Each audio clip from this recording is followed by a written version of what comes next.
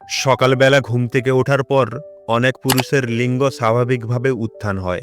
একে আমরা morning erection বা মর্নিং মুড বলি। আগে একে নকটার্নাল পেনাল টাইমস নামেও ডাকা হতো। এখন প্রশ্ন হলো, এটা কি ভালো নাকি খারাপ?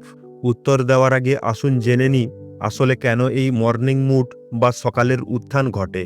এটি হওয়ার পিছনে কয়েকটি গুরুত্বপূর্ণ কারণ আছে। প্যারাসিম্প্যাথেটিক নার্ভাস সিস্টেম আমাদের দেহে যে পদ্ধতিতে হৃদস্পন্দন, রক্তচাপ, হজম, প্রস্রাব, ঘাম এবং যৌন উত্তেজনা নিয়ন্ত্রণ করে তাকে বলা হয় প্যারাসিম্প্যাথেটিক সিস্টেম। ঘুমের সময় এই সিস্টেম বেশি সক্রিয় থাকে, বিশেষ করে র্যাম স্লিপ স্টেজে। র্যাম স্লিপ হলো ঘুমের সেই স্টেজ যেখানে আমরা স্বপ্ন দেখি। বেশিরভাগ মানুষই র্যাম ঘুমের পরেই জাগে, তাই সকালের দিকে উত্থান হওয়ার সম্ভাবনা বেশি থাকে। স্ক্রয়াল নার্ভ এবং ব্লাডার প্রেসার বিশেষজ্ঞদের মতে যদি মূত্রথলি পূর্ণ থাকে তাহলে এটি স্ক্রয়াল নার্ভের ওপর চাপ সৃষ্টি করে। এর ফলে প্যারাসিম্প্যাথেটিক সিস্টেম সক্রিয় হয় এবং লিঙ্গ উত্থান ঘটে। হরমোনের পরিবর্তন সকালে ঘুম থেকে ওঠার পর পুরুষদের টেস্টোস্টেরন লেভেল বা পুরুষ হরমোন সর্বোচ্চ থাকে। শুধু এই হরমোন বৃদ্ধি অনেক সময় মর্নিং ইরেকশনের কারণ হতে পারে, এমনকি কোনো শারীরিক উদ্দীপনা ছাড়াই।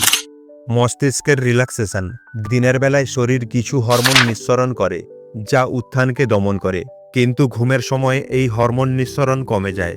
এর সঙ্গে অন্যান্য কারণ মিলিয়ে ঘুমের মধ্যেই উত্থান হওয়া স্বাভাবিক বিষয়। শারীরিক স্পর্শ যদিও ঘুমের মধ্যে চোখ বন্ধ থাকে, তবুও শরীরের আশেপাশে কি ঘটছে তা শরীর অনুভব করে। ঘুমের সময় নিজের বা সঙ্গীর স্পর্শে লিঙ্গ উত্তেজিত হয়ে উঠতে পারে। সুতরাং সংক্ষেপে বললে মর্নিং ইরেকশন সম্পূর্ণ স্বাভাবিক এবং স্বাস্থ্যকর ব্যাপার। এটি ইঙ্গিত দেয় যে লিঙ্গের রক্তপ্রবাহ ও স্নায়ুতন্ত্র ঠিকমতো কাজ করছে। যে কোনো বয়সের পুরুষের এই অভিজ্ঞতা হতে পারে, তবে বয়স বাড়ার সঙ্গে সঙ্গে এটিও কমে যেতে পারে। কিন্তু যদি হঠাৎ একেবারেই মর্নিং ইরেকশন হওয়া বন্ধ হয়ে যায় তাহলে এটি কোনো অন্তর্নিহিত স্বাস্থ্য সমস্যার প্রাথমিক লক্ষণ হতে পারে, যেমন ডায়াবেটিস, উচ্চ রক্তপাত বা কোলেস্টেরল বেড়ে যাওয়া।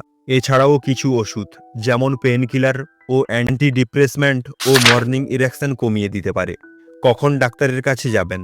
যদি হঠাৎ করে মর্নিং ইরেকশন হওয়া বন্ধ হয়ে যায়, যদি ঘুম থেকে ওঠার পর উত্থান 1 ঘন্টার বেশি সময় ধরে থাকে বা ব্যথা হয়, তাহলে অবশ্যই ডাক্তারকে দেখানো জরুরি। আজকের এই ভিডিও এই পর্যন্তই। আশা করি তথ্যগুলো আপনার কাজে আসবে। ভিডিওটি ভালো লাগলে অবশ্যই লাইক, শেয়ার আর সাবস্ক্রাইব করতে ভুলবেন না। ভিডিওটি শেষ পর্যন্ত দেখার জন্য ধন্যবাদ।